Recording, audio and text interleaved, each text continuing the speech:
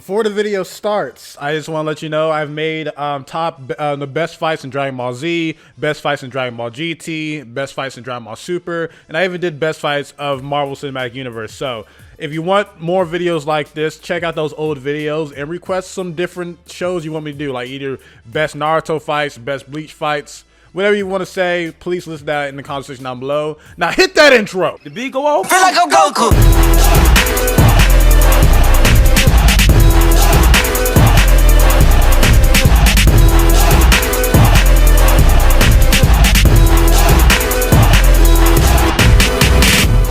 Okay, so the best fights in the original Dragon Ball, okay? I know a lot of people get confused, like, do you mean Dragon Ball as a whole, or do you mean, like, Dragon Ball, the regular show? I mean Dragon Ball, the original show, or the manga, because the manga doesn't really have Dragon Ball Z, you know what I mean? It just continues on. So, Dragon Ball, in my personal opinion, has some great fights, but they're more comical and not taken as seriously as in Dragon Ball Z, Dragon Ball Super, or Dragon Ball GT.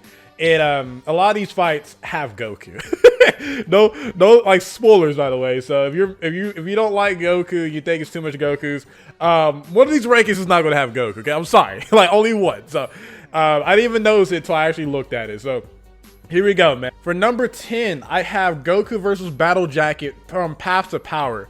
This fight is not too long, but the main reason it makes the top 10 is because how amazing the animation is for that pissed off Kamehameha wave.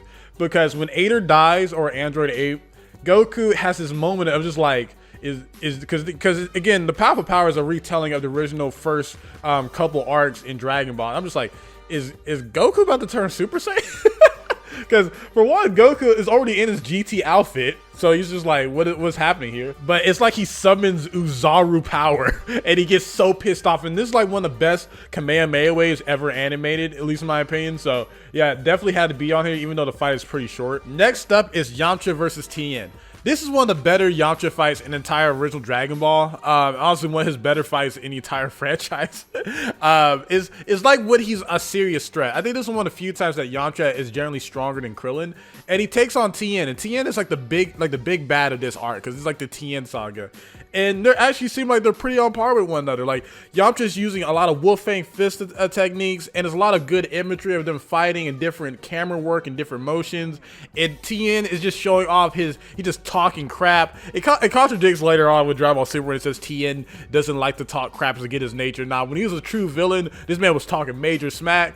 And the ending to this fight is devastating, especially when you're a Yamcha fan, because this man Captain Knees the crap out of his he Captain Knees hit and breaks Yamcha's leg, and it turns into like a noodle.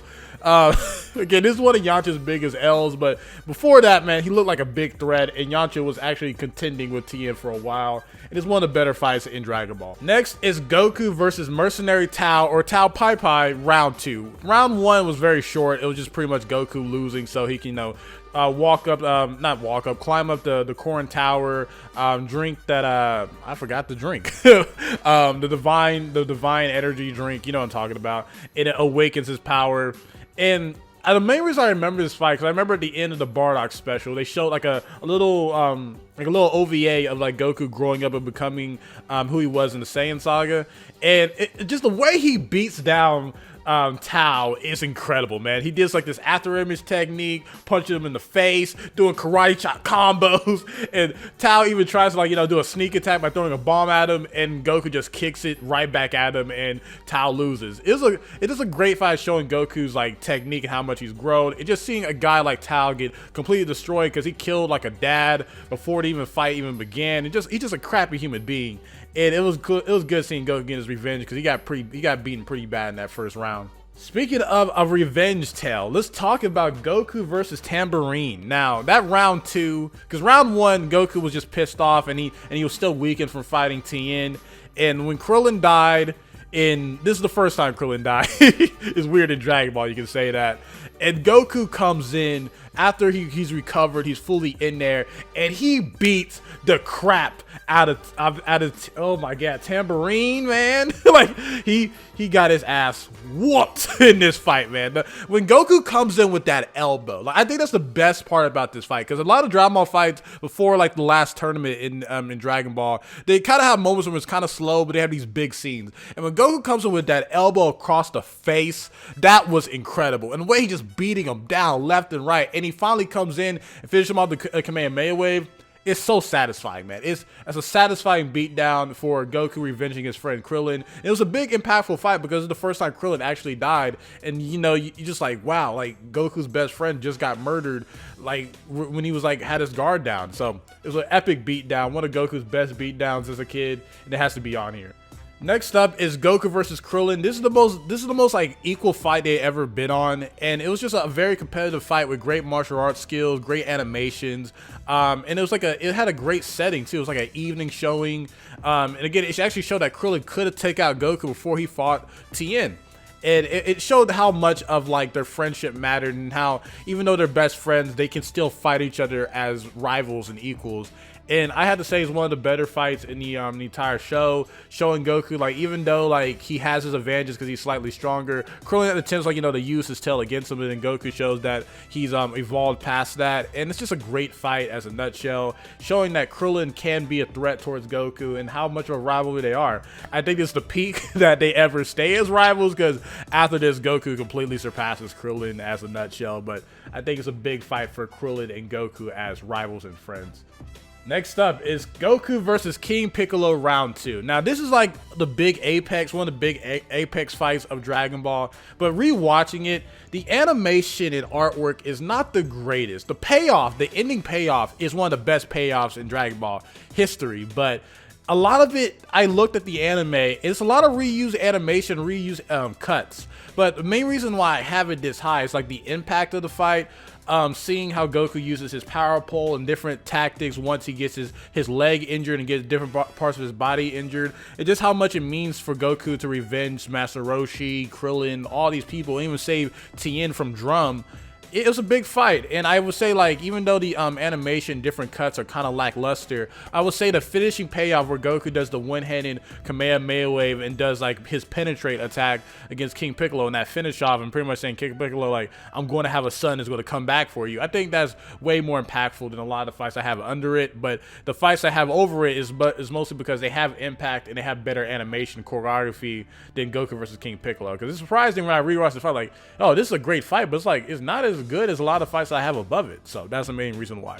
Next up is Goku versus Jackie Chun. This fight is extremely long. I'm not gonna lie to you, it's extremely long. That's one of the main reasons why is here, because it overstays its welcome a little bit, has a little bit too many gags. But I would say Goku versus Jackie Chun or Goku versus Master Roshi, because it's obviously Master Roshi, is an amazing fight, especially that finale where they both do like a knockout kick while Goku gets knocked out, but Master Roshi survives. It's just one of those things that shows that no matter how strong Goku gets, it's because the biggest lesson is that no matter how strong Goku gets, he can't be complacent.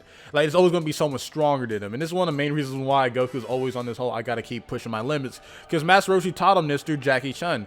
Jackie Chun does a lot of techniques in this. He does his little special electric attack that forces Goku to go Uzaru, and this is like one of the precursors of like transformations and fights and like different like levels to it and stuff like that, and it keeps going. And Goku should have lost his fight way long time ago, but once he goes Uzaru and Master Roshi uses full power ability and destroys the moon, which gives Roshi a moon feat that a lot of people don't want to give him credit for in that arc. Definitely a great fight. It has so much different dynamics, gags. That's why he's up here. It's not as emotionally impactful as Goku versus King Piccolo, but the amount of like different animations and how far it goes, I think is the reason why it should be higher. Next up is Teen Goku versus Tien. This is the rematch from Goku versus Tien, the original fight. Excuse me, my voice is getting sore. This fight is one, like, because this tournament shows what would Dragon Ball Z do later on, because the speed of this fight is cool.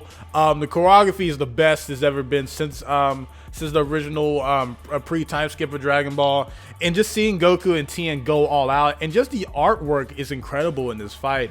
And seeing Goku like able to keep up with Tien, then when he finally lets go of his weighted gear, he just outclasses Tien.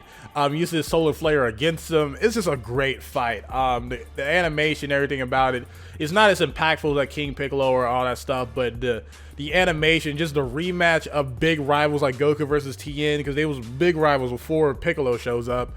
It needed to be seen. It was a great fight. Next up is Goku versus Tien, the original fight. It's a big fight because one, like, is revenging Yamcha because he just got his leg broken. Tien is just, you know, being like just being a complete jerk in this entire like arc, because this is Tien, like, you know, villain arc. But it's also showing Tien like changing as a character and not going with his master's ways, because they even try to cheat Goku with Chaozu trying to, like, you know, do some stuff to make Goku lose, and Tien's like, nah, I want to win honorably. And it's a big character moment for Tien, and it's just crazy how they're able to fit a big fight and also change a villain's ways and make him a better character throughout that entire fight.